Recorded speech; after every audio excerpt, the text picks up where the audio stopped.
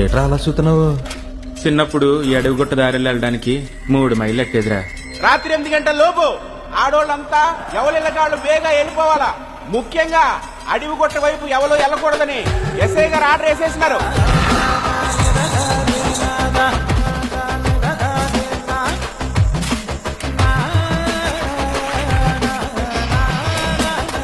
పాపం ఆ కాంట్రాక్ట్ పోయిన అమ్మాయిలు ఎక్కడున్నారో ఎలా ఉన్నారో ఊరికేదో పీడ పెట్టేసినట్టుంది. ఎటు చూసిన ఏడుపులు ఎదురు చూపులు. చంద్రిక రాత్రి నుండి ఇంటికి రాలేదు సార్. ఏదికి వెళ్ళినది? అడవిగుట్ట వైపు పోయినది సార్.